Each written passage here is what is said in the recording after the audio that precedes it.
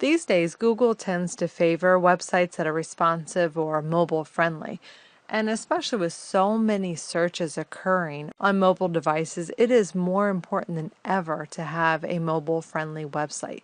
Not only is this going to help you rank higher in search engines, but it is also just better for your conversion overall. It is going to be better for your visitors, and they're more likely to stay on your website, more likely to make a purchase or follow through with the action that you want them to take.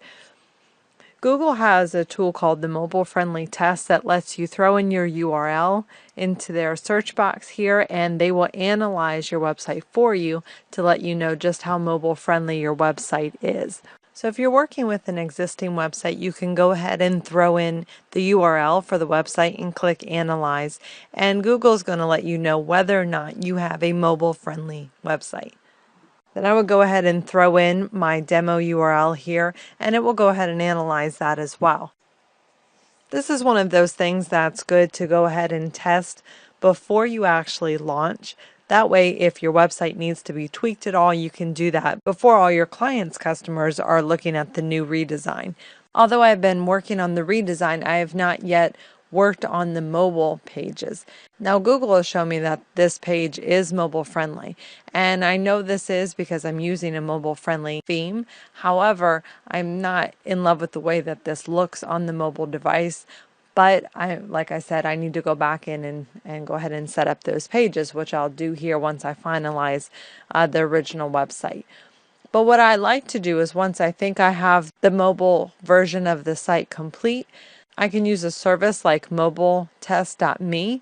And what this will allow you to do is insert your URL into some of the most common mobile devices and see how your website actually appears, since it can be a little bit different depending on the device that you're using. So I could go ahead and insert my URL and click go, and it's going to actually pull up the demo of that.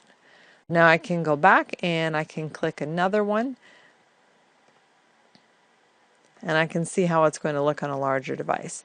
So far it's going to need some work. But if you actually sign up for a paid version of a service like this, it will actually scan all of the devices for you, so it goes much faster and you can see them all in action. Now, another thing to consider is where the visitors are actually located.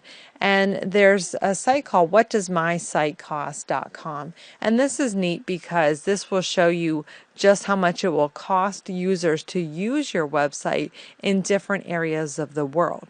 However, if you are serving customers or your clients are from all over the world, then you want to take a look at where they are and how much your site is going to cost them to actually use.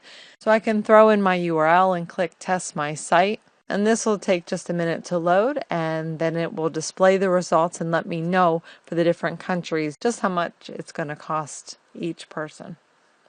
I'm going to go back to Google's mobile friendly test for a second. Another thing that you can also do is you can pull up your competition sheet that you've been working on, and you can copy the URLs of your competitors and you can throw them in too to get an idea of how many of them actually have a mobile friendly site and how good they actually look. So I can see this one does have a mobile friendly site. It is laid out okay. You can just go through your list and pop those in. This is just one more SEO factor that we can look at for our competition to see what they are doing and any advantage that we can gain on them. So let me go back here. This tells me the weight of my overall web page, and it's going to tell me what it costs around the world. So when I scroll down, I can see the countries that it's going to be most costly in, all the way down to the countries where it is going to be the cheapest. Now, the cost of internet usage is different in different parts of the country, so it's important that you know who your audience is. So, for instance, this is a local business. They don't serve a lot of these top countries here where it's saying it's very expensive, so that's not a huge concern.